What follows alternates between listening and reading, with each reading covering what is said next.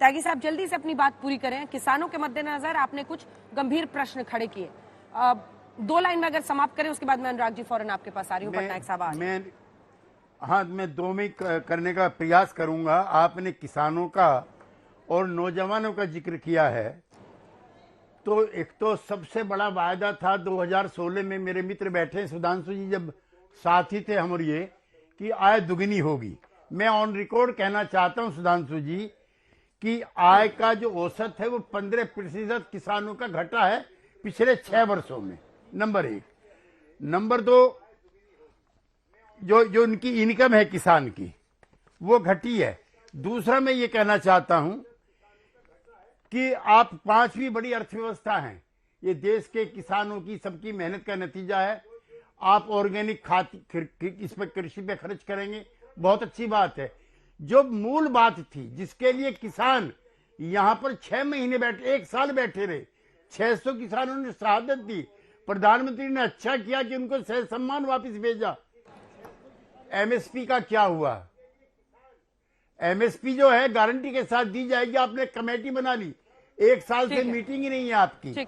दूसरा, जो लागत मूल्य है वो कम करने की बात कई बार आपकी पार्टी ठीक है। एमएसपी पर जो कमेटी का आपने वादा किया किसानों के साथ बैठक में, उसमें बिल ठीक है, वो लागत मूल्य कम करने की बात और एमएसपी पर कुछ भी ठोस नहीं हुआ। ठीक है त्यागी जी, वक्त की थोड़ी सी कमी है सर, मुझे 3 और लोगों से कमेंट लेना है। जो मुख्य बातें हैं आपकी, एमएसपी का जो वादा किया गया था, कमेटी बना के 1 साल से आपने लटकाया हुआ है सुधांशु जी, और दूसरा वो कह रहे हैं लागत किसान का कम है, इसके लिए आपने क्या किया? अनुराग भदौरिया, इसके बाद अतुल जी आ रही हूँ। अगर मैं त्यागी जी की बात कोई आगे बढ़ाऊं तो किसानों के जो इक्विपमेंट है उस पर जीएसटी आपको करना चाहिए, तो जीएसटी खत्म कर देनी चाहिए थी, तो शायद उनको फायदा होता इस बात का। उसके लिए तो आपने कोई प्रोविजन किया नहीं। दूसरा, हम इनसे पूछना चाहते हैं, जो आपने सवाल उनसे पूछा था कि महंगाई बजट में एक्चुअली इंडायरेक्ट टैक्सेस का नहीं मामला। अरे तो क्यों जीएसटी, क्या बात करें आप जीएसटी इंडायरेक्ट टैक्सेस, इंडायरेक्ट, लेकिन वो जीएसटी काउंसिल में वो बजट का हिस्सा बिल्कुल, लेकिन वो इस बात को कह सकते थे। दूसरी बात, जहां तक अभी टैक्स पेयर की आप बात कर रही थी, टैक्स सेविंग पे जो इन्होंने किया है, पहले भी ये 5 लाख का था, 5 लाख से 1,50,000 तक आप एटीसी के उस पर आपका डिडक्शन होता था, और 50,000 में भी आप एनपीएस ले सकते थे, तब भी आप करीब 7 लाख के करीब पहुंच जाते थे। लेकिन आपने सीधा 7 लाख किया, तो आपने नया क्या किया? या 7 लाख के बाद आप कर देते एटीसी और उसके बाद उसका 50,000 का एनपीएस कर देते, तो लगता है कि आपने कुछ लोगों को राहत दी है। तो आपने क्या किया? आपने सीधा 7 लाख कर दिया, मतलब इधर सीधा कान ना पकड़ के आपने घुमा के कान पकड़ा है, लेकिन आपने कोई बेनिफिट नहीं दिया है। ठीक है, अतुल अंजान जी, कोई एक खूबी अगर आपको दिखी हो और खामियां तो। अंजना जी क्या बोलूं, अंजना जी क्या बोलूं, आपको क्या बोलूं? आपने बहस में अब तक 37 मिनट हो गए, और उस 37 मिनट में आपने 27 मिनट मंत्रियों को ही दे दी, सरकारी पक्ष को दी, तो बहस किस बात की होगी?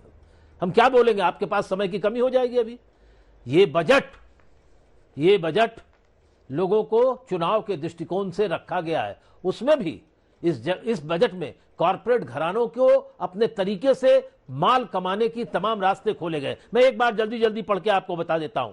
टोटल एग्रीकल्चर के ऊपर और अलाइड सेक्टर पर 2022-23 में 1,51,523 करोड़ रुपया दिया गया था। इस बार 1,44,214 करोड़, लगभग 5% गिरा दिया। एग्रीकल्चर और अलाइड के अंदर 3.84% था पिछले बजट में, वो 3.20 हो गया। अरे प्रधानमंत्री फसल बीमा में आपने 15,000 का था करोड़ का, उसको आपने 13,000 कर दिया, 12% गिरा दिया उसको। प्राइम मिनिस्टर किसान योजना के अंदर 68,000 था, आपने 60,000 करके 13% गिरा दिया। और सबसे बड़ी बात जिसकी बड़ी आप चीख चिल्लाट, हमने मनरेगा में ऐसा किया। आपने तो मनरेगा के संबंध में कहा था कि ये ब्लंडर्स का हिस्टोरिकल मॉन्यूमेंट है, और उसके बाद लगातार जब आप नौकरी नहीं दे पाए 2 करोड़ की, तो कह रहे हमने मनरेगा में इतने लोगों को नौकरी दी, मनरेगा में इतने। आपने क्या किया? 73,000 करोड़ का पिछले साल मनरेगा में था, आपने उसे घटा के 60,000 कर दिया, लगभग 18% कर दिया, कम कर दिया। लोग ये मांग कर रहे हैं कि उसमें पैसे बढ़ाए जाएं। 150, 200, 250 रुपए में काम नहीं बन रहा है। राष्ट्रीय कृषि विकास योजना में आपने लगभग 31% की कमी कर दी इस बजट के अंदर। पीएसएस, प्राइस सपोर्ट और मार्केट इंटरवेंशन में को आपने खत्म कर दिया। पिछली दफा 1,01,500 करोड़ रुपया था, अब की आपने 0.1 करोड़ दिया है। तो आपने दिया क्या है लोगों को? और आप सुनेंगे इस बजट के अंदर एक और बात कह के खत्म करता हूं बजट को। मैं लगातार इसको पढ़ रहा हूं कि ये जो बजट है कि इसमें फूड सब्सिडी पर 90,000 करोड़ की कटिंग है, फर्टिलाइजर सब्सिडी पर 50,000 करोड़ रुपए की कमी है और पेट्रोलियम सब्सिडी पर 6,900 करोड़ रुपए की कमी है। कैसे आप गरीबों के और साधारण मध्यम वर्ग के लोगों के साथ इंसाफ करेंगी? आप तो उनकी हड्डी पर कबड्डी खेल रहे हैं और आप कह रहे हैं क्या हुआ, सेबी के ऊपर संबंध में कोई शब्द नहीं बोलेंगे आप। आपकी ही सरकार की संस्था सेबी पर कुछ नहीं बोलेंगे, वो हिंडनबर्ग रिपोर्ट पर आप कुछ नहीं बोलेंगे। बोलना चाहिए हिंडन, अगर देश के अंदर कोशिश आवाज जा रही है। अंत में एक बार सुधांशु जी से सबका जवाब ले लें। ठीक है सर। अमर पटनायक जी, ठीक है, वाजिब सवाल आपने उठाया। अमर पटनायक जी, सांसद बीजेडी के, जल्दी से सर, जल्दी से आपके मुख्य बिंदु। पहला, हाँ, देखिए इसके ऊपर हमारा पार्टी की तरफ से माननीय मुख्यमंत्री नवीन पटनायक जी फॉर्मली बताएंगे, लेकिन मेरा इसमें मानना ये है, पहला चीज कि ये जितना भी बजट बने उसमें स्टेट्स को पास जितना डेवोल्यूशन होना चाहिए, ज्यादा से ज्यादा होने से इंप्लीमेंटेशन तो वहीं पे होता है। एग्रीकल्चर हुआ, हेल्थ हुआ, एजुकेशन, वो स्टेट सब्जेक्ट्स हैं, तो उसके उनको जितना ज्यादा पैसा देना चाहिए था इस बजट में नहीं हुआ। जितना लास्ट टाइम था 30% करीबन आ रहा था टोटल ग्रॉस टैक्स रेवेन्यू का, उतना इस बार आ रहा है। और उसके ऊपर भी एक सेस सरचार्ज एडिशनल इंट्रोड्यूस किया है, जिसके वजह से जो डिविजिबल पुल है वो कम हो गया है और स्टेट्स को अभी कम मिलेंगे। ये पहला पॉइंट है।